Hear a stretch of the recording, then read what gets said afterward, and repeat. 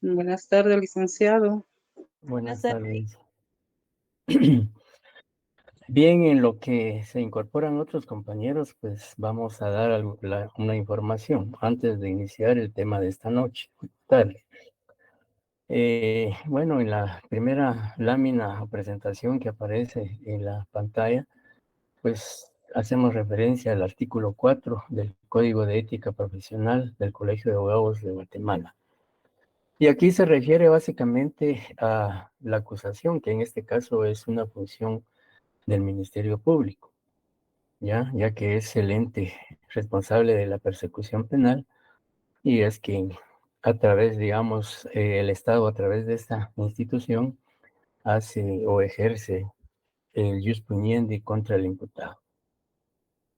El artículo 4 lo que señala es que, digamos, en este caso, la institución que formula la acusación, que es el Ministerio Público, debe ser lo más objetivo, lo más imparcial, lo más, ahí sí que no lo más, sino apegado a la Constitución y a la ley. Y cuando se habla de la acusación, se señala en el artículo 4 que el objeto primordial de toda acusación es conseguir que se haga justicia y no la necesaria condena del acusado. Y esto pues atendiendo a los principios, como les decía, de objetividad e imparcialidad, pues hay que actuar de esa forma cuando no hay elementos necesarios o suficientes de convicción para solicitar la condena del acusado, sino que recuerden también los principios de favor libertatis, que en caso de una duda razonable o falta de evidencia o prueba contra el imputado, pues se debe pedir a su favor. Entonces, el proceso penal no siempre debe buscar, como dice el artículo 4, no siempre debe buscar la condena del imputado, sino que en su caso, pues si no hay elementos, la absolución o la aplicación de una pena mínima o cualquier causa de justificación. Bien, quería decirles entonces, compañeros, que el día martes yo les manifesté que el segundo examen parcial tiene una ponderación de 40 puntos. Y pues también la normativa de la facultad permite que estos 40 puntos puedan dividirse entre trabajos de investigación, comprobación de lectura o cualquier otra actividad académica que el docente estime necesario y pertinente que el discente realice. En ese sentido, entonces, el próximo jueves, creo que es 28 de septiembre, vamos a realizar una comprobación de lectura sobre las leyes siguientes. La Ley Orgánica del Ministerio Público, Decreto 4094, reformado por el Decreto 18 del 2016. Digamos, la Ley Orgánica del Ministerio Público en el año 2016 sufrió digamos, una variedad de modificaciones.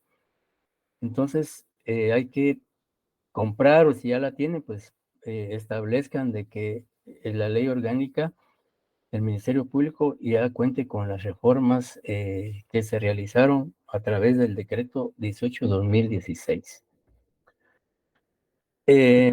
También sobre la ley del Servicio Público de Defensa Penal, el decreto 129-97, que también ha sufrido algunas reformas y su respectivo reglamento.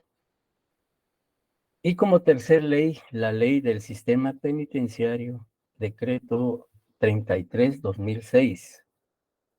La verdad es que son leyes que tienen mucha relación con nuestro curso, otras por supuesto, pero estas creo yo que es importante, sobre todo en lo que es el Ministerio Público como sujeto procesal y también la defensa como sujeto procesal principal del proceso penal.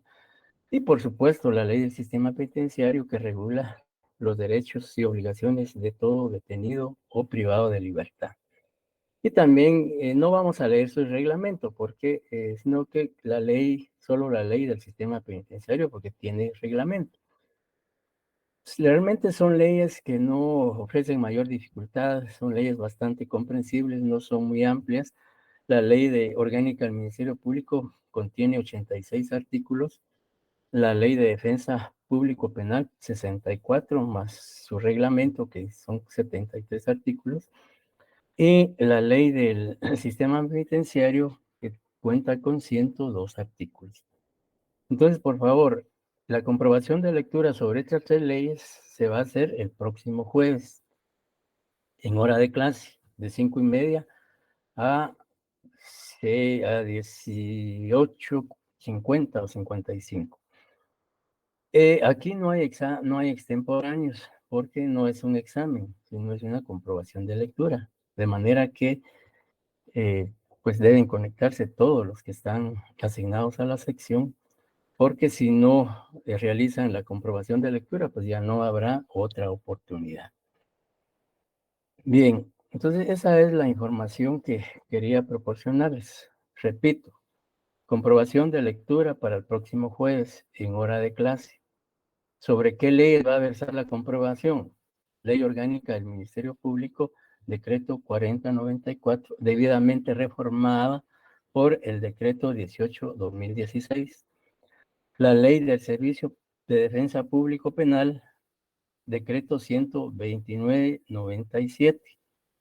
Y la ley del Sistema Penitenciario, decreto 33/2006. Sobre estas tres leyes, pues vamos a hacer la comprobación de lectura que tiene una ponderación de 15 puntos y el segundo parcial una ponderación de 25 para hacer un total de 40 puntos. Bien, entonces, tomar nota de ello, compañeros, que el día jueves, pues, infórmenle a sus compañeros que por alguna razón no se pudieran conectar hoy. Decirles de todas maneras, pues yo voy a seguir la reiteración el próximo martes, pero aprovechando al máximo el tiempo, pues anticipadamente se les informa para que el próximo jueves, pues, digamos, ya estemos listos para la comprobación de lectura. No sé si ya recibieron el laboratorio número 3, ya se les remitió, no sé si ya... Sí, licenciado, ya lo ¿bien? recibimos. Bueno, gracias. Ya, licenciado. Entonces, para que también lo analicen y lo resuelvan y lo podemos discutir el próximo martes, el día de clases. Bien, entonces, ya con la información señalada, pues damos inicio a el tema de esta tarde. El tema de esta tarde versa sobre uno de los sujetos procesales indispensables o esenciales que no pueden dejar de existir para que el proceso penal pueda desarrollarse, pueda materializarse o nacer a la vida jurídica. Y vamos a hablar concretamente del derecho de defensa del abogado defensor. En ese sentido, entonces, Abner Omar, ¿qué sería para usted el derecho de defensa? Es tratar de demostrar a nuestro, permítame, es tratar de demostrar a un juez o a una entidad, expresar ya sea una variante de defensa o culpabilidad hacia el acusado. Ya. Claudia Salazar, ¿qué opina? ¿Qué opinión o cómo definiría usted el derecho de defensa? Buenas tardes, Lick. Buenas tardes. Sí, sí sería defender en este caso a mi, ¿cómo le explico? ¿Cómo le digo la palabra correcta? A mi cliente, defender sus derechos, Ujú. abogar porque se cumplan las leyes Ajá. y defenderlo ante una entidad, un ejemplo, en un alegato ante el Ministerio Público. Ujú. Muy bien. Alexandra Galvez, ¿qué podría usted adicionar a lo que ya manifestaron los compañeros?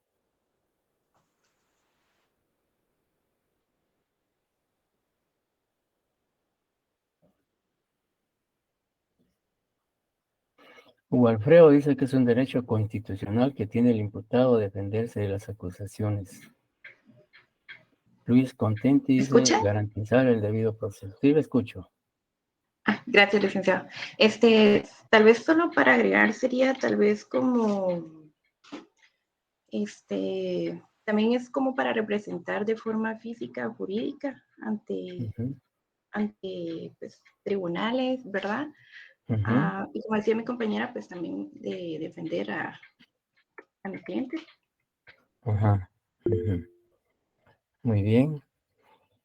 Pues en efecto, cada uno de los que intervino pues aportó elementos importantes en relación a esta garantía constitucional. Sin embargo, pues dentro de la doctrina encontramos una gama de definiciones, de interpretaciones, de conceptos en relación al derecho de defensa.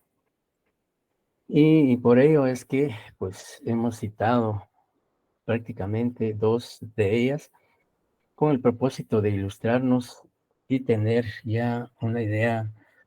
eh, Elvis Arnulfo dice que es un derecho imprescriptible de todo orden jurídico.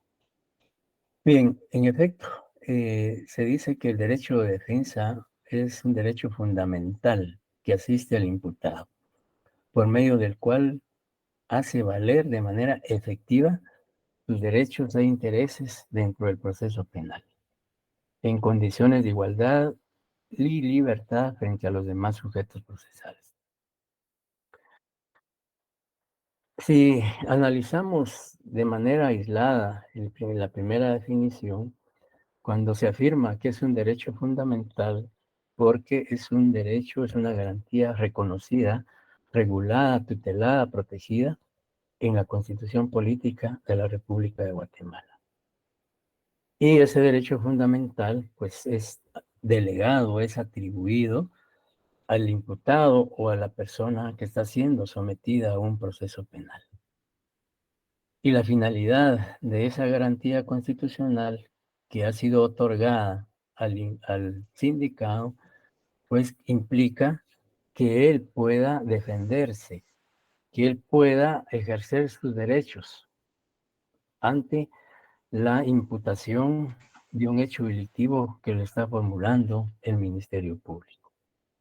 Y obviamente esa defensa se circunscribe al ámbito penal o dentro del proceso penal. Y también se dice que en igualdad de condiciones y libertad frente a los demás sujetos procesales. Es decir, que debe existir una equidad procesal, una igualdad procesal entre los protagonistas que intervienen en ese proceso penal. Es decir, que no se le puede dar mayores, digamos, prerrogativas o privilegios al Ministerio Público por ser una institución del Estado que tiene bajo su responsabilidad la investigación y la persecución penal, ¿verdad? Sino que el procesado o imputado dentro de ese proceso penal, de conformidad con el artículo 4 de la Constitución, tiene los mismos derechos y la misma libertad para, digamos, actuar dentro del proceso penal. Y la segunda definición establece que es una garantía constitucional que faculta al sindicado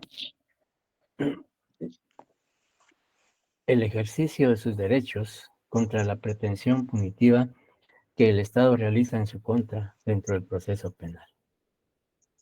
Es decir, que en otros términos, el derecho de defensa conlleva, digamos, el pronunciamiento, la actuación procesal del imputado por sí mismo o a través de su abogado defensor para, digamos, exigir no solo el respeto de sus derechos y garantías que la Constitución y las leyes del país le confieren, sino también para proponer, para ofrecer, diligenciar, etcétera, etcétera. Y por supuesto, esa defensa gira en torno a la, como se dice en la definición, a la pretensión punitiva del Estado. Si el Estado le imputa un hecho delictivo al sindicado, pues él tendrá que defenderse de ese hecho delictivo. haciendo valer pues las garantías que la Constitución y el Código Procesal Penal le conceden para así que ejercer una defensa efectiva, una defensa que implique la no vulneración o arbitrariedad de sus derechos. Y la regulación legal del derecho de defensa lo encontramos en el artículo 12 de la Constitución, que en reiteradas oportunidades hemos analizado, y el artículo 20 y 92 al 106 del Código Procesal Penal. Y también el artículo 8 de la Convención Americana sobre Derechos Humanos hace referencia al derecho de defensa del sindicado en un proceso penal. Entonces, ya establecido lo que es el fundamento legal del derecho de defensa y las definiciones que podemos tener del derecho de defensa, pues continuamos. Si no hay ninguna duda, pues continuamos con el tema. ¿Alguna duda hasta el momento?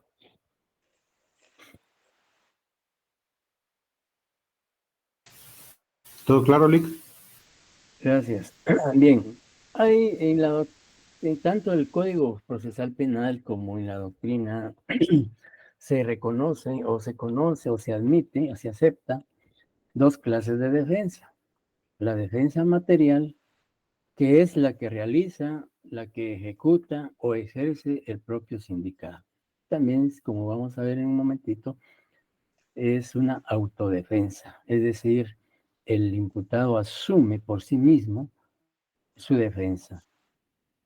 La ley permite pues que el imputado, y vamos a analizar qué condiciones o requisitos exige la ley para que el imputado pueda ejercer su propia defensa dentro del proceso penal.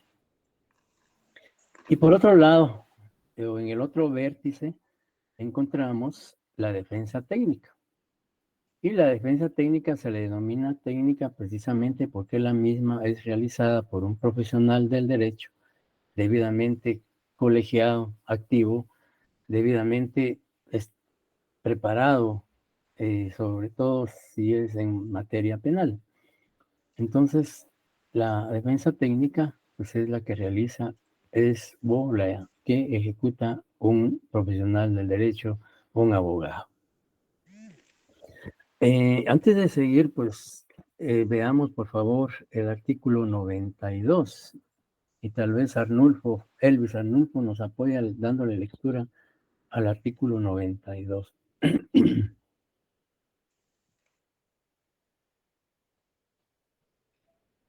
Perdón, licenciado, del Código Procesal Penal.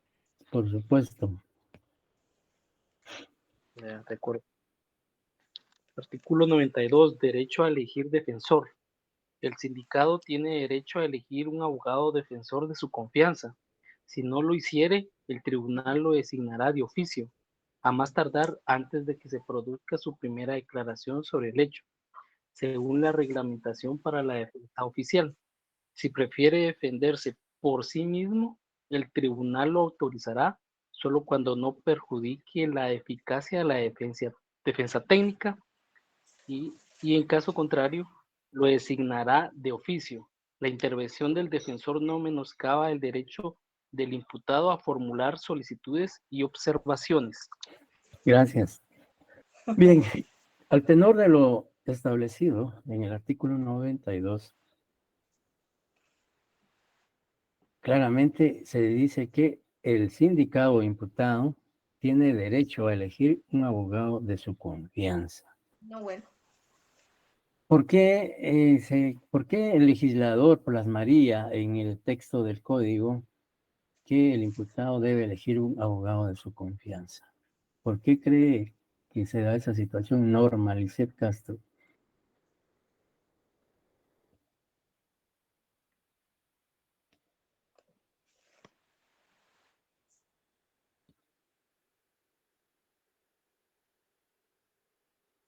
Perdón, Lick, no escuché su pregunta. Pero sí escuchó la lectura del artículo 92. Sí, es derecho a elegir defensor. Sí, y digamos, ¿por qué cree usted que el legislador plasmó en el código que el imputado tenía el derecho de elegir un abogado de su confianza?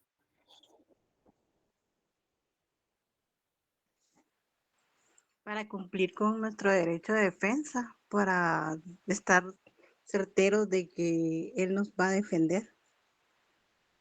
Ujú. Henry Vinicio, ¿qué piensa? Buenas tardes, licenciado. Buenas tardes.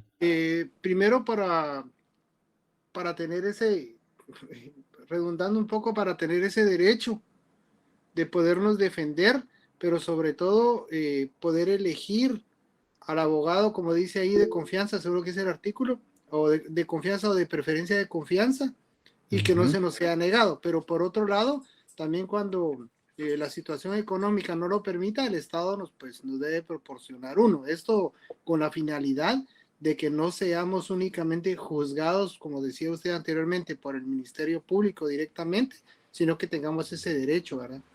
Ujú. Gracias. Karen Maca ha levantado la mano. Sí, licenciado, buenas tardes. Buenas Yo tardes. considero de que este artículo implícitamente pues nos da a entender de que nosotros debemos sentirnos pues plenamente confiados, ¿verdad? De que todo lo que nosotros le digamos a nuestro abogado defensor, pues este abogado defensor pueda tener eh, esa perspicacia de poder eh, como trasladarlo de una manera correcta, ¿verdad? Ujú. Porque realmente pues la persona sindicada muchas veces pues no tiene el tecnicismo necesario para poder exponerlo ante el juez y también para poder pues interpretar la ley y aplicar los artículos que le convengan al caso en específico. Entonces Ujú. considero que este artículo de poder elegir a nuestro defensor tiene que ver con eso, de podernos sentir confiados Ujú. y por supuesto para ejercer nuestro derecho de defensa y considero también de que es importante crear un vínculo de empatía y de confianza con la persona que nos está defendiendo porque prácticamente nos está representando ante el juez. Obviamente, pues la persona sindicada también tiene la facultad y el derecho de poder declarar, pero considero que la persona que interpreta la ley para la persona sindicada, pues es el abogado defensor. Y creo que por Ujú. eso es la importancia de poder elegir un abogado de confianza. Muchas gracias, Karen. Gabriel Martínez también. Buenas tardes, Lick. Buenas Yo tardes. creo que el abogado dice que juega un papel como un sacerdote, en donde uno tiene que guardar como el secreto y cuando uno está siendo sindicado de la comisión de un delito, debe de decirle a su abogado toda la verdad para que el abogado en base a eso pueda, digamos, establecer una buena defensa hacia uno, o uno como abogado debe darle la confianza al sindicado que le diga la verdad y en base a eso, pues uno poder ejercer una buena defensa, ¿verdad? Esa es Ajá. mi interpretación, ¿no? Cuando le dicen a uno un abogado de su confianza es porque uno, pues, el abogado, uno como abogado tiene que guardar digamos, el secreto de lo que se le está, de lo que el sindicado le va a confesar, ¿verdad? Eso es lo Ajá. que yo interpreto. Gracias. Bueno, gracias.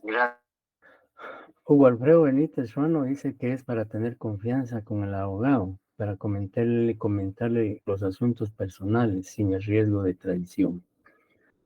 Sí, en efecto, la mayoría de ustedes pues aportó, digamos, aspectos fundamentales.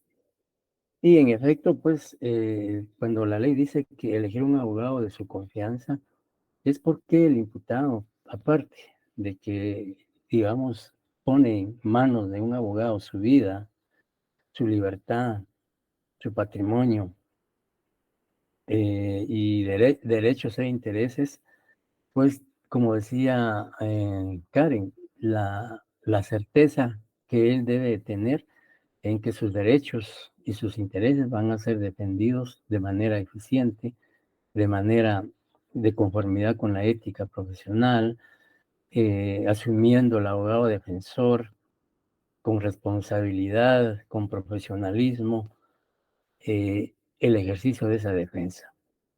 que él se sienta seguro de que está protegido por su abogado defensor. Pero si, como decía también Gabriel, si no tiene recursos económicos para, digamos, sufragar los honorarios del abogado privado, pues la ley, garantizando la inviolabilidad de ese derecho de defensa, creó el Instituto de Defensa Público Penal, que, digamos, el Estado asume esa responsabilidad a través del Instituto de Defensa Público Penal, asignándole un defensor de oficio. En el sistema anterior, antes digamos, antes del año 1994, cuando cobró vigencia el nuevo o el Código Procesal Penal, si un imputado no tenía recursos económicos para contratar los servicios profesionales de un abogado privado, pues en aquella época, como parte de la práctica antes de graduarse, los estudiantes teníamos que llevar casos penales, teníamos que defender a los sindicados y prácticamente teníamos que, por decir comúnmente, solventar 6 casos penales. Entonces, como parte de la práctica penal, teníamos que, digamos, defender digamos, a los detenidos o acusados con el auxilio de los abogados del bufete popular. Y era realmente una experiencia formidable, porque, digamos, desde estudiantes empezábamos a ejercer el derecho de defensa de los sindicados. Y por supuesto, complicada, implicaba nerviosismo, temor, inseguridad, pero sobre todo cuando le asignaban el primer proceso penal a uno. Pero ya con el segundo y tercero, pues uno ya adquiría cierta experiencia, cierto valor, cierta seguridad, y esto lo obligaba a uno a estudiar y prepararse porque uno tenía que defender. Y era escrito, por supuesto, el proceso penal era escrito. Uno pues tenía que elaborar todos los escritos, recursos, etc. O sea, prácticamente realizar la defensa asesorada por un abogado del bufete popular. Lastimosamente esa práctica se perdió porque era de mucha valía y de mucha experiencia.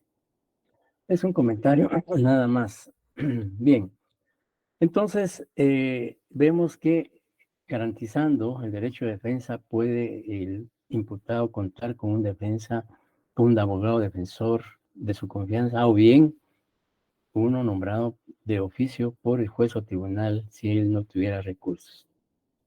Pero también el artículo 92 dice que si, en una de las partes dice, si prefiere defenderse por sí mismo, el tribunal lo autorizará, solo cuando no perjudique la eficacia de la defensa técnica. Es decir, que la ley permite que el imputado pueda defenderse a sí mismo, que pueda él ser su propio abogado defensor. Pues por supuesto, no sería como abogado, él ejecutaría su defensa, no como abogado, porque no tiene la calidad de abogado. Aunque pudiera ser que si tuviera la calidad de abogado, pues también con mayor razón pudiera él defenderse, ¿ya? Es decir, no auxiliarse de otro abogado privado ni público, sino siendo el abogado, pues podría ejercer su propia defensa. Y aun y cuando no sea abogado, pues la ley permite que pueda defenderse. Sin embargo, en este caso, la ley sí dice, solo cuando no perjudique la eficacia de la defensa técnica. Esto implica que no se le puede, digamos, un juez no puede autorizar que el imputado se defienda a sí mismo si estima o considera que no tiene la capacidad y conocimientos para ello. Por ejemplo, si el sindicado no tiene, digamos, mayor escolaridad, sino únicamente un tercero primaria, cuarto primaria, y no tiene mayor educación o instrucción, pues obviamente él no podría defenderse a sí mismo, porque ahí pone en riesgo, pone en peligro la eficacia de su defensa técnica. Entonces, para que un juez pueda autorizar que una persona se defienda o ejerza la autodefensa, pues tiene que cerciorarse y establecer que tiene la capacidad, aun y cuando no sea un profesional de derecho. Por ejemplo, sea un estudiante de derecho que ya cerró Pensum y que ya prácticamente aprobó los cursos de derecho penal 1, 2 y 3 y procesal penal 1 y 2, y que ya prácticamente está próxima a graduarse con Pensum cerrado y posiblemente o ya con los 2 privados o exámenes técnicos aprobados, pues el juez considera, bueno, digamos, ya prácticamente va a ser un futuro profesional. Entonces, en estos casos, pues el juez podría en un momento dado autorizar que el imputado pueda ejercer su propia defensa. Entonces, la defensa material la ejerce el propio sindicado y la técnica el abogado defensor.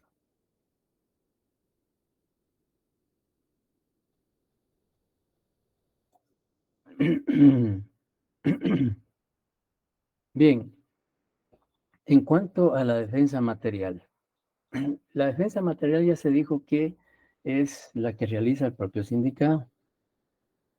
Y la defensa material puede ser activa y puede ser pasiva. ¿Y cuándo estamos en presencia de una defensa material activa? Pues se dice que cuando el imputado dentro del proceso penal admite o acepta declarar. ¿Ya? Cuando declara en el proceso penal instruido en su contra, ejerciendo su derecho de defensa ante el interrogatorio formulado por los otros sujetos procesales. Si el sindicado admite o declarar dentro del proceso penal, pues ya como vimos en el artículo 82, numeral tercero, él pues al ser interrogado por el Ministerio Público, por el defensor y querellante si existe en el proceso, cuando él contesta el interrogatorio, pues ahí está ejerciendo una defensa material. O bien cuando él realiza algunas solicitudes o peticiones dentro del proceso penal, porque recuerden ustedes que el imputado, como dice la ley, lo vimos anteriormente, que el imputado por sí mismo o a través de su abogado defensor puede formular las solicitudes o peticiones que estime pertinentes dentro del proceso penal. Y la defensa material pasiva, cuando se abstiene de declarar, es decir, no declara dentro del proceso penal, entonces no es sometido a un interrogatorio. O cuando él sencillamente no actúa, no participa, más que a través de su abogado realiza todas las diligencias, actuaciones o peticiones que estime pertinentes.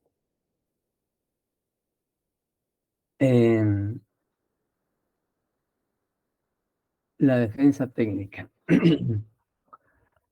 Digamos, la defensa técnica, por eso se le denomina técnica, porque la misma es realizada por un profesional del derecho. Y es la que realiza el abogado defensor designado por el sindicado o nombrado de oficio por el juez o tribunal. Entonces, prácticamente ahí estamos ante esas dos clases de defensa, la defensa material y la defensa técnica. Si veamos el artículo 93 del Código Procesal Penal.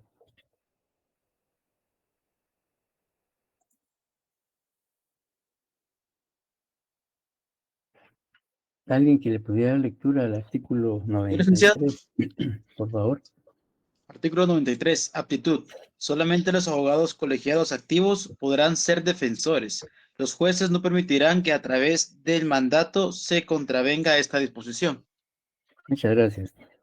Bien, es decir, no basta, no es suficiente ser abogado o incluso abogado penalista para ser defensor, sino que el artículo 93 exige que para ser abogado defensor, dice, solamente los abogados colegiados activos pueden ser defensores. Esto significa que para que usted pueda ser abogado defensor en el proceso penal, tiene que estar al día en sus cuotas en el colegio de abogados. ¿Ya? Digamos, para poder ejercer o para poder estar activo, todos los abogados debemos de pagar una cuota al colegio de abogados y eso nos hace o nos da la calidad de activos. Y cuando decimos activos, pues esto implica que podemos ejercer la profesión sin más limitaciones que las establecidas en la ley. Pero si un abogado no ha cumplido con pagar las cuotas al colegio de abogados, está inactivo, no es colegiado activo, entonces no podría ser abogado defensor. Este artículo 93 tiene una relación con el artículo 106 del Código Procesal Penal y el 196 de la Ley del Organismo Judicial. Entonces, anotemos ahí, si ustedes quieren hacer la llamada correspondiente, pues relacionar el artículo 93 con el artículo 106 y con el artículo 106 del Código Procesal Penal y el 196 de la Ley del Organismo Judicial. Si alguien tiene a la mano, espero que así sea, la Ley del Organismo Judicial, que le pudiera dar lectura al artículo 196.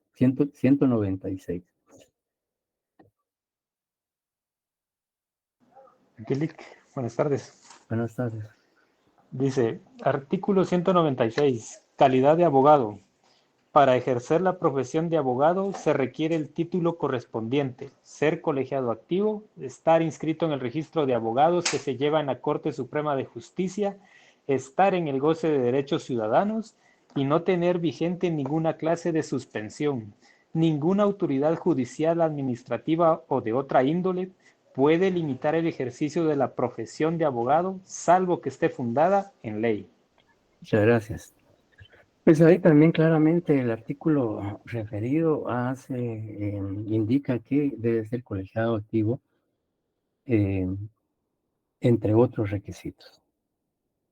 Bien, entonces luego pues se habla también en el artículo 94 de la legitimación. Y dice el artículo 94 que para el ejercicio de su función los defensores serán admitidos de inmediato y sin ningún trámite por la policía, el Ministerio Público o por el tribunal competente según el caso. Desde el momento en que el sindicado propone verbalmente o por escrito ante la policía, el Ministerio Público, juez o tribunal, a un profesional del derecho como su abogado defensor, pues a partir de ese momento debe ser el tener acceso al expediente, a la carpeta ministerial o a la carpeta judicial. Incluso en el momento en que es aprendido, pues puede asistirse de un abogado que lo acompañe a la policía a efecto de determinar que no haya vulneración de sus derechos o abuso o vejámenes, etcétera, etcétera. Bien. Luego encontramos también haciendo la referencia a lo que es el abogado defensor. Y pues en este caso se habla de qué es el abogado defensor. Pues ahí en la presentación establecemos una definición de lo que es el abogado defensor. Dice profesional del derecho que técnica y jurídicamente defiende, asesora y orienta al imputado dentro del proceso penal.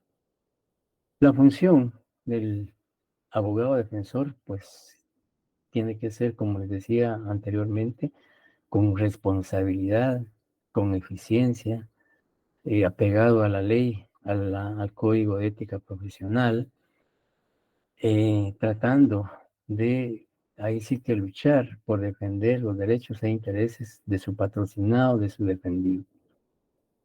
¿Y de qué manera? Pues lo va a hacer de manera jurídica, de manera técnica. De manera técnica porque se ha preparado, ha estudiado o se ha especializado. Hoy en día, pues ya la mayoría de abogados tienen especialidades. Pues puede ser laboralista, penalista, civilista, etcétera, etcétera. Entonces, lo que implica, pues que debe tener la capacidad, la eficiencia necesaria para desarrollar la función de defensor que de manera que garantice efectivamente los derechos e intereses de su patrocinado. Y en cuanto al abogado defensor, también se reconocen dos clases de abogados defensores. El defensor público, profesional que pertenece al Servicio Público de Defensa Penal y es nombrado por juez o tribunal porque el sindicato no nombró abogado de su confianza. Es público porque el Estado es quien paga los honorarios de este profesional del derecho. Y pues además de que paga los honorarios el Estado, pues el Estado a través del Instituto de Defensa Público Penal capacita a los profesionales del derecho, a los defensores públicos, que por cierto hay muy buenos. Entonces, eso pues definitivamente es una función del Estado. Ahí sí que garantizando la no vulneración del derecho de defensa. Y el abogado privado, pues es el profesional de confianza nombrado por el sindicato, quien paga los servicios profesionales del mismo. Entonces ahí vemos pues que existe una diferencia entre ambos profesionales. ¿Cuál será las diferencias que ustedes aprecian en estos dos profesionales?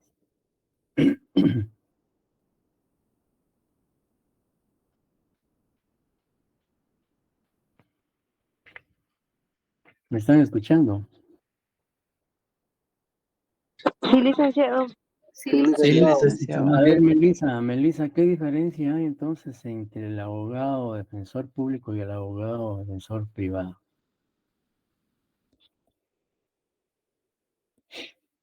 Es que el público pues lo nombra el Estado y el privado uno paga por sus servicios. Ajá. Sí, alguien levantó la mano, Eduardo Flores. Yo, tal vez con el abogado particular, privado, pues el servicio de la atención es un poco más personalizada. El abogado público, él trabaja solo con los casos que le asigna el Instituto de la Defensa Pública, ¿verdad? Sí, en efecto, pero además de que cada uno, digamos, el público, pues el Estado es quien cubre los honorarios y en el privado, pues el sindicato. ¿Qué otra diferencia habrá?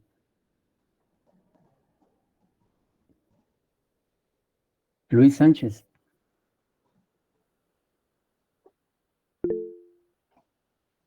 Telma Gamarro, diga.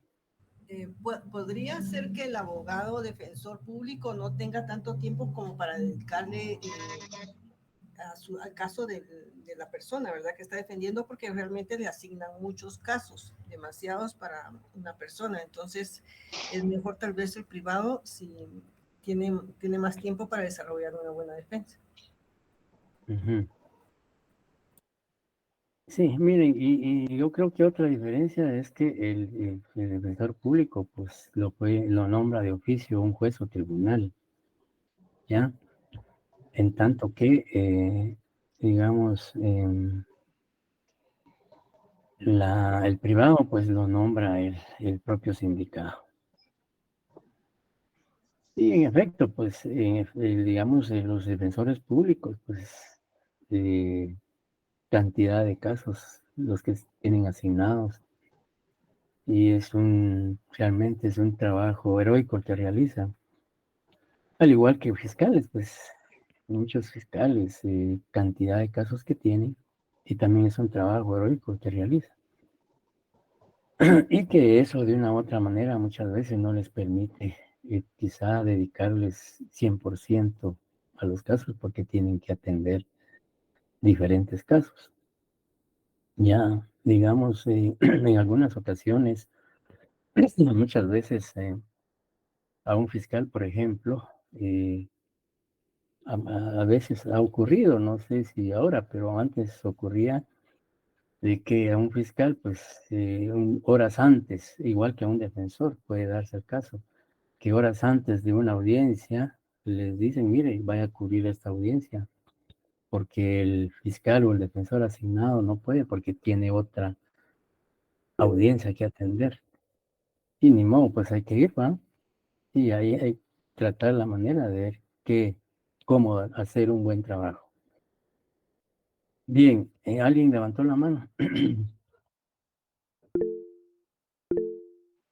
Yolik, Sí, por favor. yo quería agregar, es que yo trabajo en un juzgado de instancia Ajá.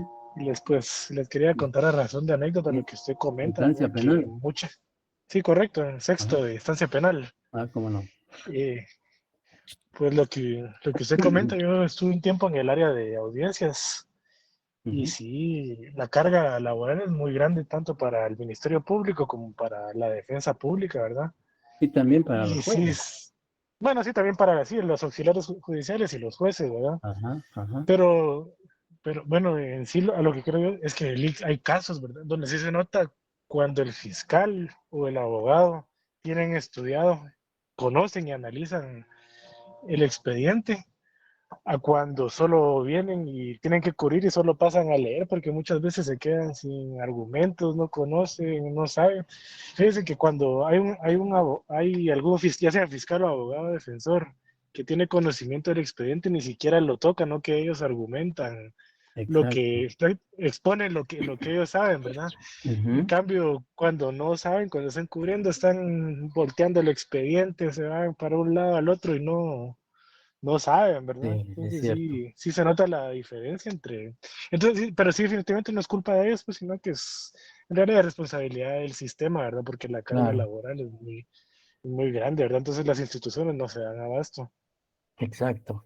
No, y usted tiene razón. Y también en el caso de ustedes que son auxiliares de juez, pues atender varios casos, digamos, tener audiencias una tras otra, aunque ahora pues la oralidad ha permitido un poco de más celeridad, ¿verdad? Y ya prácticamente de oficial de audiencias, el juez y secretario son los que están, pero el auxiliar tiene que resolver todos los escritos que presente el Ministerio Público, que presente la defensa, que presente el querellante, si hay las partes civiles, etcétera, y no solo una petición, que son cantidades. Entonces, sí, mire, la carga laboral para las instituciones del sector justicia es altísima.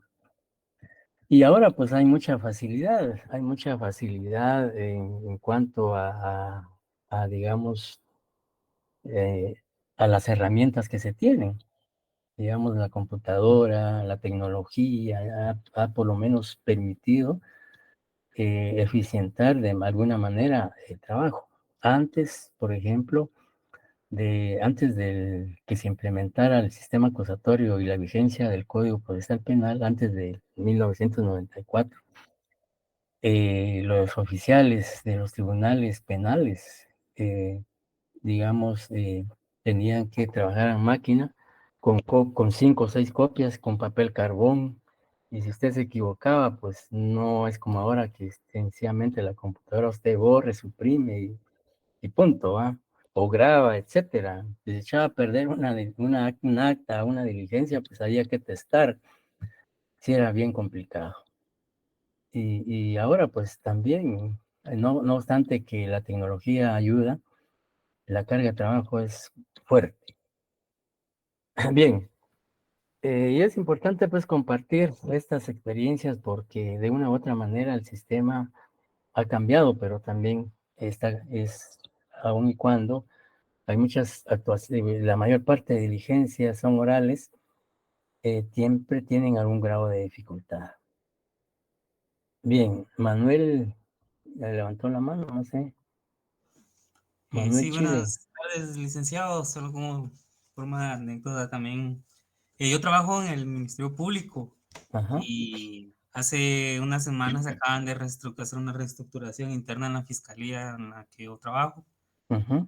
Y a algunos auxiliares fiscales les tocó recibir, ya de por sí tenían 600 expedientes a su cargo, los cuales no se daban abasto de eso. Y Ujú. recibieron otros 600, me dicen 1200 expedientes. ¿A qué horas van a leer y analizar y trabajar, a hacerle avances a esos expedientes? Pues Sí. les sale de la mano.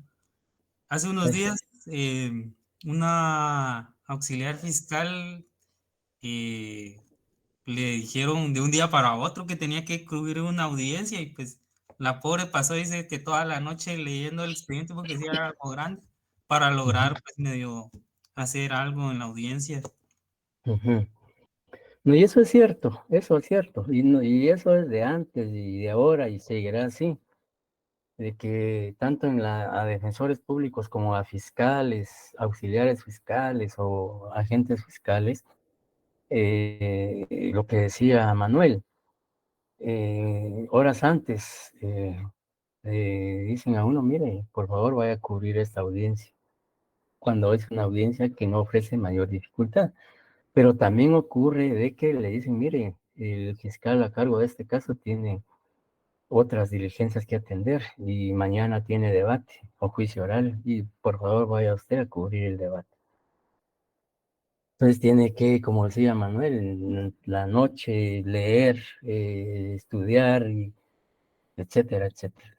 Ya, entonces eso es muy recurrente.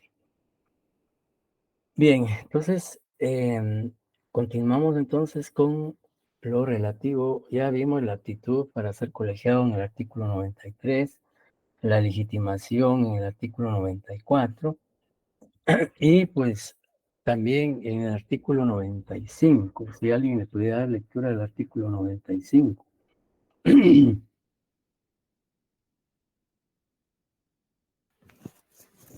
lo leo, Alex? Por favor. La defensa de varios imputados en un mismo procedimiento por un defensor común es en principio inadmisible. El tribunal competente, según el periodo del procedimiento, o el Ministerio Público podrá permitir la defensa común cuando manifestantemente no exista incompatibilidad. Cuando se advierta la incompatibilidad, podrá ser corregida de oficio, proveyendo a los reemplazos necesarios según está previsto para el nombramiento del defensor.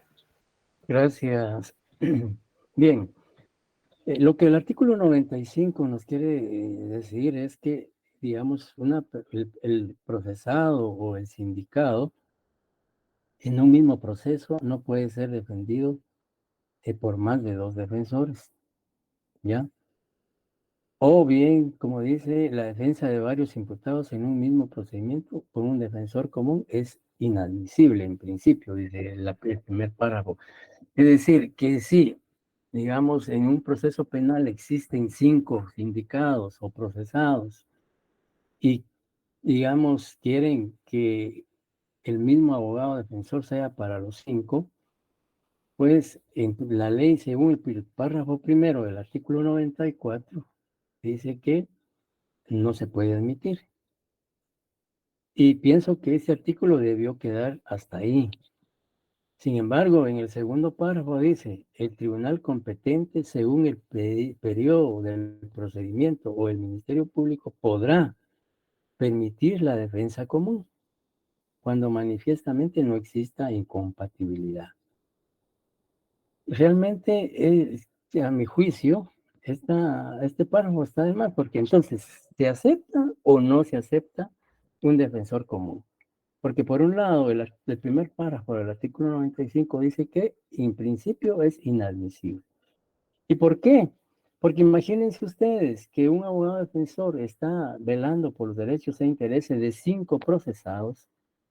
¿Creen ustedes que haría una defensa efectiva, una defensa que garantice digamos, la eficacia de la defensa de esos derechos e intereses de los 5 imputados.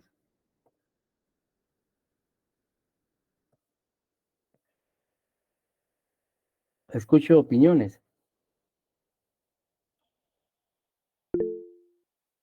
Gabriela. Lic, a mí me cabe una duda leyendo el artículo 96. Dice que el imputado no podrá ser defendido simultáneamente por más de 2 abogados, pero yo he visto en 96. algunos... Nos estamos adelantando un poquito, estamos viendo el artículo 95.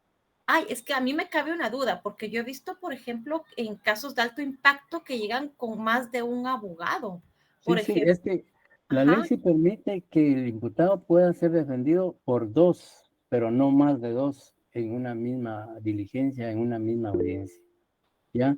En efecto, usted tiene razón, en un juicio muchas veces un imputado llega con 2 defensores y que la ley sí permite, como adelantándonos un poquito, lo que usted dice en el artículo 96, dice el imputado no podrá ser defendido simultáneamente por más de 2 abogados durante los debates o en un mismo acto. Puede tener 5 o 6 abogados, pero en una diligencia, en una audiencia, en un debate, no pueden estar los 5, sino la ley permite que estén 2, ¿ya? De acuerdo al artículo 96. Él puede tener los abogados que quiera, porque la ley no establece limitación en cuanto a si él tiene recursos, puede contratar una corporación de abogados y que 5 o 6 actúen en forma indistinta o separada en sus, como su defensa, pero lo que la ley prohíbe es que en un mismo acto no pueden actuar más de 2 abogados. Dice el imputado no podrá ser defendido simultáneamente por más de 2 abogados durante los debates o en un mismo acto. Por ejemplo, usted tiene 5 abogados y en su primera declaración no pueden estar los 5, únicamente 2. ¿Ya? Y viendo el artículo 96 dice, cuando intervengan 2 defensores o más, la notificación practicada a uno de ellos bastará respecto de ambos, y la sustitución del uno por el otro no alterará los trámites ni los plazos. Ambos, no obstante, conservarán sus facultades autónomas, salvo cuando la ley expresamente imponga una división de funciones. No más de 2 defensores. Entonces decía, en un mismo acto, pero generalmente, pues, generalmente en la práctica, en la realidad, ustedes han visto debates o audiencias, hay muchas veces el imputado comparece con 2 abogados que pueden alternarse en la intervención en esa audiencia, pero no puede contar con más de 2 en una audiencia o en un debate. No sé si queda claro eso. Sí, licenciado. Y cuando son, por ejemplo, 5 imputados, en este caso sí se permitiría, por ejemplo, que se llevan a los 5 a escuchar a hacer la declaración de primera audiencia y podrían estar los 5 abogados, uno representando a cada uno, uno representando a 2 entonces. Sí, ahí sí, porque digamos, si son 5 imputados, cada quien tendrá su abogado. Y ya, entonces, en una diligencia o audiencia, pues estarán presentes tanto los sindicados como su abogado defensor. Incluso ahí, pues, si uno de los imputados o varios o todos tienen 2, pues tendrán que estar presentes los 2 abogados, o uno solo, si no pudiera estar por otra razón, el otro, ¿verdad? Pero si los 2 abogados defensores que tiene un procesado no tienen ningún inconveniente en estar en esa audiencia, pues pueden estar, no hay problema. Lo que no permite la ley es que haya más de 2 en esa audiencia. Más de 2 del mismo sindicado, ¿va? Pero en el ejemplo que usted plantea son 5 sindicados, pues cada uno con su abogado defensor o con sus abogados defensores, los 2, ¿verdad? Gracias, licenciado. Bien, entonces, habíamos hablado ya de lo que es el artículo 95, la defensa en común, y decíamos que hay incompatibilidad. Por ejemplo, un juez podría en un momento dado, y la ley así lo dice, cuando dice manifiesta fin, y dice el segundo párrafo del artículo 95, dice, el tribunal competente según el periodo del procedimiento o el Ministerio Público podrá permitir la defensa común cuando manifiestamente no exista incompatibilidad. O sea, por un lado, la ley dice que en principio es inadmisible, pero posteriormente sí puede haber defensa común siempre y cuando no exista incompatibilidad. Y generalmente va a haber incompatibilidad siempre. ¿Por qué? Porque les decía yo que si un abogado defensor asume la defensa de cinco procesados, obviamente no va a poder hacer una eficaz defensa, porque tendrá que atender a los 5 simultáneamente. Entonces, y en este caso, pues, no sé si José Eduardo Flores nos puede apoyar en ese sentido, si en su tribunal o en el juzgado donde él labora, se han dado circunstancias de esta naturaleza. Sí, Lick, se dan muchas cosas. Lo que usted mencionaba, ¿verdad? Que los abogados actúan conjunta, separada, indistintamente, ¿verdad? Ajá. Le quiero contar algo de otro tribunal en el que no estaba yo, pero que sí es mediático, entonces tal vez a todos se les va a ser conocido, pero el señor Manuel Valdizón, Ajá. en el caso de Transurbano, que se lleva en el Ajá. juzgado segundo de primera instancia, de hecho, el abogado de él atiende creo que a 6 o 7 sindicados del mismo proceso, y como en ese proceso pues son varias personas, ¿verdad? Porque era prácticamente todo el gabinete del gobierno de Ujú. Álvaro Colón. Ujú. Y en la primera declaración el año pasado, cuando él recién regresaba de cumplir se deportaba de su condena en Estados Unidos, cuando se llevó la primera declaración, lo primerito lo que hizo énfasis el Ministerio Público fue en el tema de la defensa del señor Valdizón, ¿verdad? Y mencionaba el artículo, el artículo que usted menciona, ¿verdad? Hacía Ujú. referencia de que el abogado, o sea, de que se vulneraban los intereses, ya que, mire, pues a lo que ellos apelaban era que el abogado por defender al señor Manuel Valdizón podía afectar los intereses de sus De los otros otros. defendidos. Exacto. Ujú. Entonces, Ujú. ahí Ujú. es donde choca, ¿verdad? Se contradice, pues hay un conflicto de intereses, pero Claro. mire, entra a criterio de los jueces y pues en ese caso la señora jueza dio al lugar y permitió que se siguiera, que el abogado pudiera seguir defendiendo al señor Valdizón, pero sí con la condición de que si en algún momento, en alguna etapa del proceso, podía existir ese conflicto de intereses o afectar a los intereses de los otros patrocinados, sí tendrían Ujú. que el abogado decidir a quién defender, ¿verdad? Claro. Sí, gracias por su aporte, José Eduardo. No, y definitivamente, también uno de abogado tiene que ser honesto. Uno de abogado tiene que ser, digamos, actuar con ética.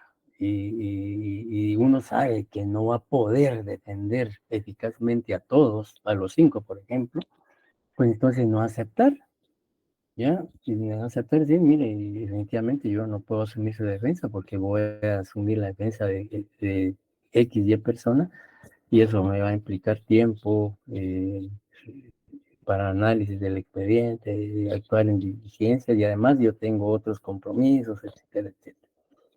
Entonces es cuestión también de profesional del derecho, de ser serio, responsable y sobre todo ético. Bien, continuamos entonces con lo relativo a lo que es el derecho de defensa. Luego, también la ley habla del número de defensores, que ya vimos en el artículo 96, que ya nos adelantamos. Y también se habla de la sustitución. Algo importante que hemos establecido aquí es que la sustitución en el artículo 97. En el artículo 97 se señala que cada defensor podrá designar un sustituto para que, con el consentimiento del imputado, intervenga si el titular tuviera algún impedimento. Y aquí es por eso es que a veces se tienen 2 abogados defensores o más, porque, digamos, sí, puede darse el caso que en digamos, uno de los abogados defensores no pueda estar presente en la primera declaración del imputado o en otra diligencia, porque ese día y esa hora tiene que atender otro asunto de otro proceso.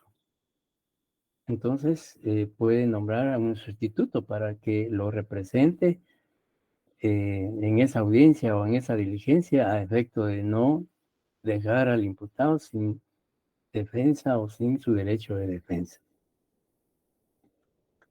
Algo importante que establece el artículo 98, que vamos a ver acá, en el artículo 98 habla sobre, leamos por favor, alguien que le dé lectura al artículo 98.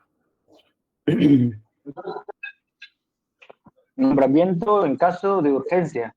Cuando el imputado estuviera privado de libertad, cualquier persona podrá asignarle por escrito un defensor ante la policía o las autoridades encargadas de su custodia, o verbalmente ante el Ministerio Público o el juez. Asignación que se le dará a conocer inmediatamente. En caso de urgencia, comenzará a actuar provisionalmente este defensor. Gracias. Mire, ese artículo 98 es interesante. ¿Por qué creemos que es interesante el artículo 98? A Mario Gerardo, usted que le dio lectura, ¿qué le llama la atención a usted de ese artículo?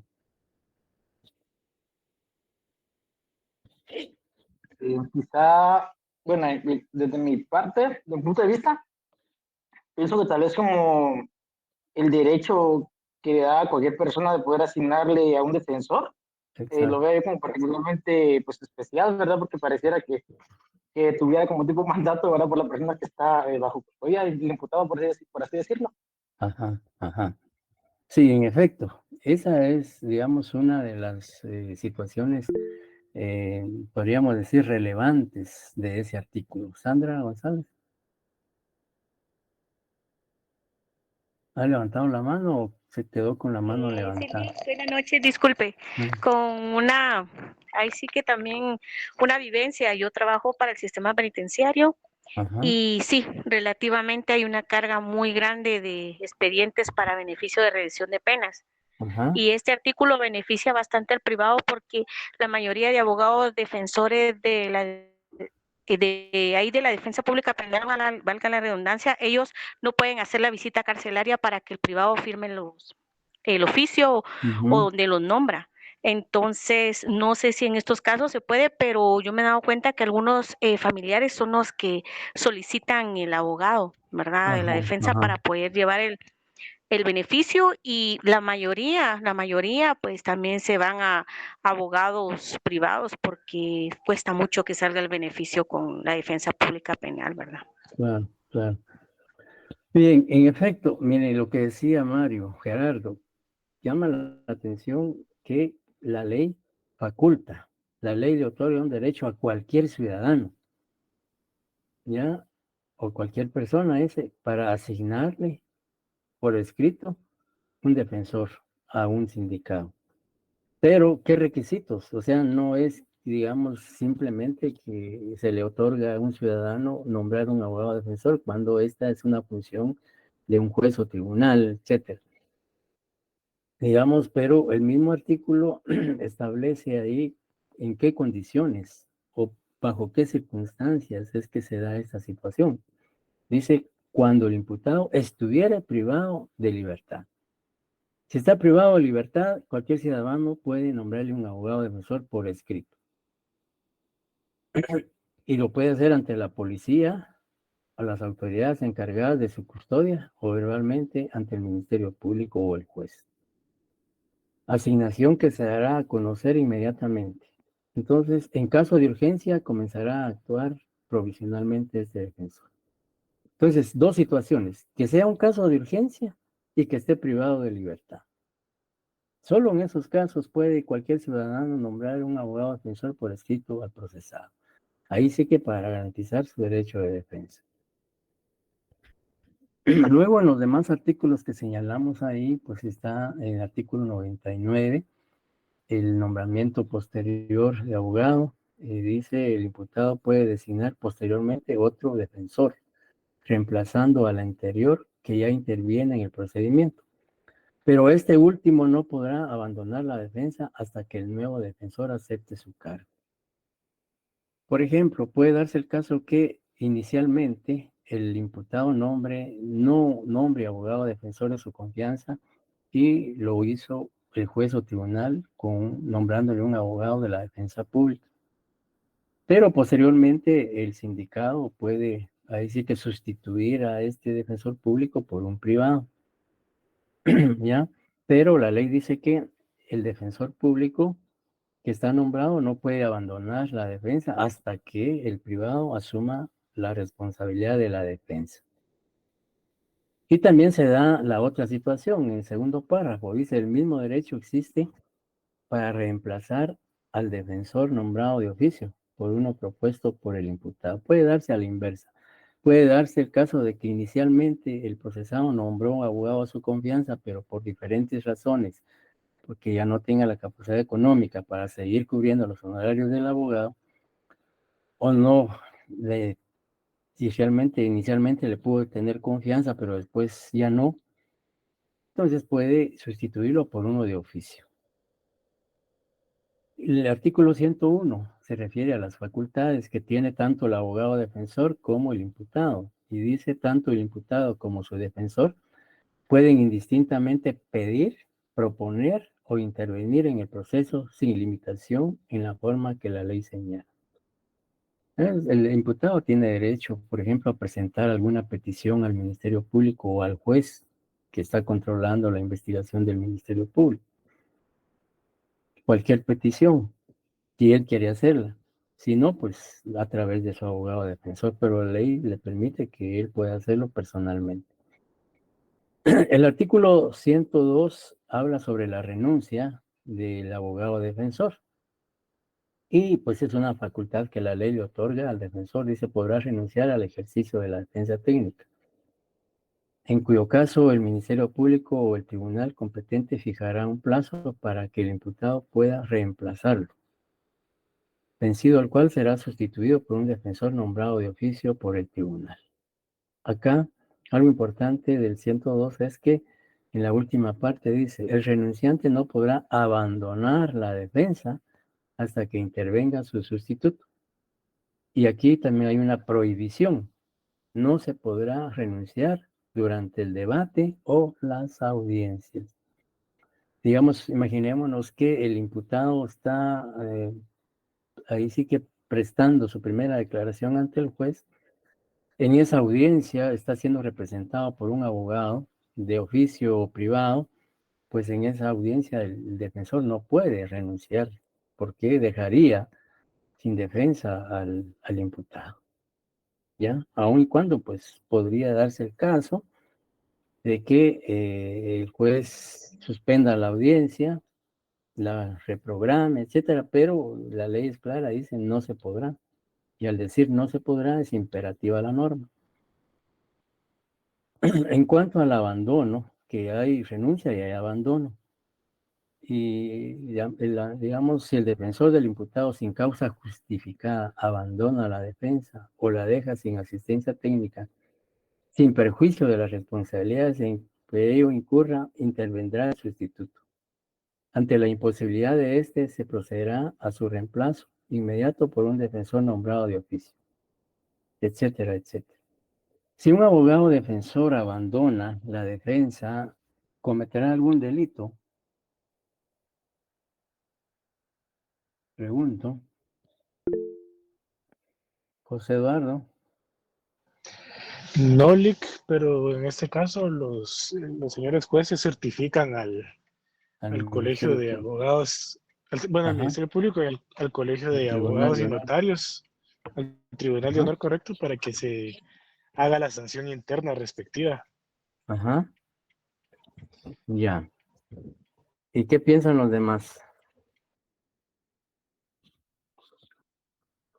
¿Habrá delito o no habrá delito si un abogado defensor abandona la defensa, valga la redundancia, de su defendido o su patrocinado?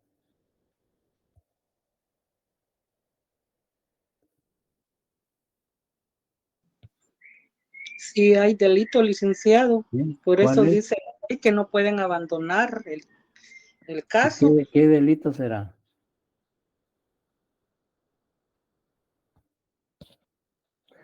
Pregunto, si un abogado defensor sin justa causa abandona la defensa, ¿causará perjuicio al imputado o no?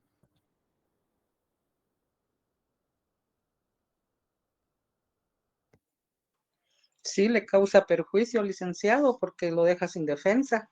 Ajá. Ya. Bien, por favor, José Eduardo, si es tan amable de darle lectura al artículo 465 del Código Penal. Dame un minuto, Ricardo, se lo leo. Mm.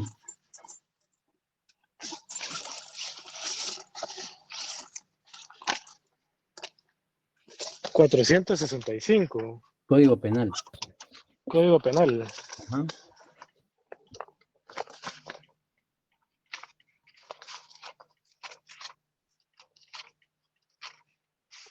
El 465 dice patrocinio infiel.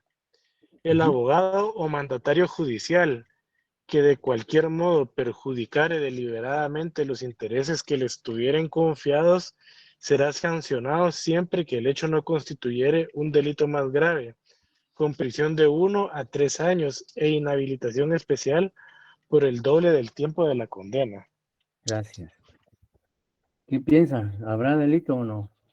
¿O el abandono de la defensa? Sí, hay delito, Rick. ¿Y cuál es ese delito? El del patrocinio infiel. Ajá, muy bien. Entonces sí hay delitos, aparte de las responsabilidades civiles y responsabilidades administrativas ante el colegio de abogados, etcétera. Sí, José Eduardo o José Manuel, ¿quién levantó la mano?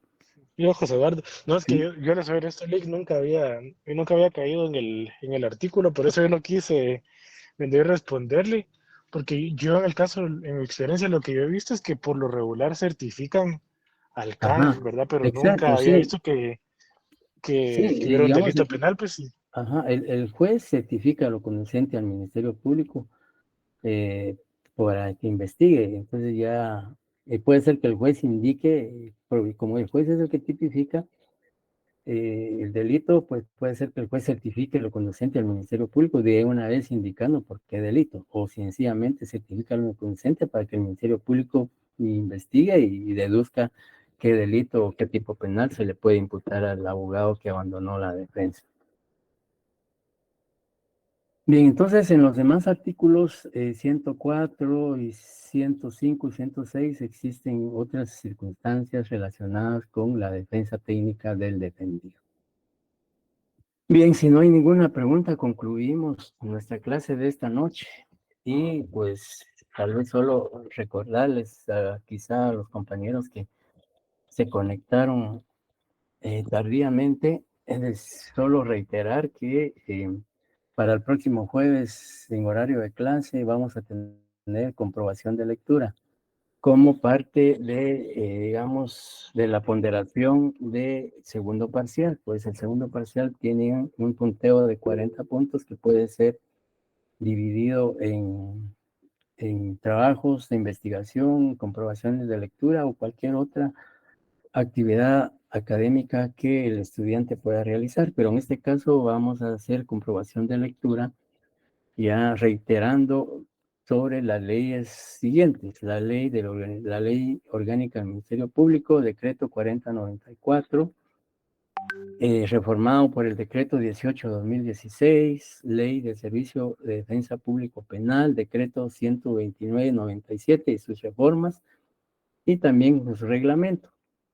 Y la ley del sistema penitenciario, el decreto 33/2006.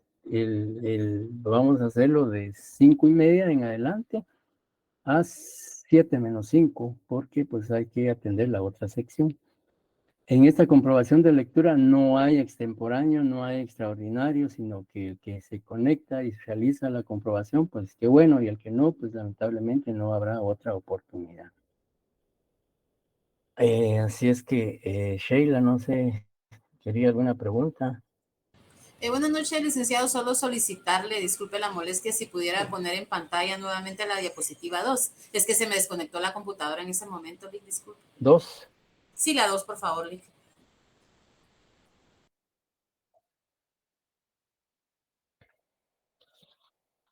Ahí está. No sé si la aprecia. Ya aparece. Sí, Lick, muchas gracias. Ya la copié. Gracias, Lick. Bien, compañeros, entonces nos vemos el martes y el próximo jueves, reitero, la comprobación de lectura. Les deseo una feliz noche, buen descanso y buen fin de semana. Gracias, licenciado. Gracias, Lick. Feliz noche. Gracias, Lick. Feliz noche. Buenas noches. Con las diapositivas.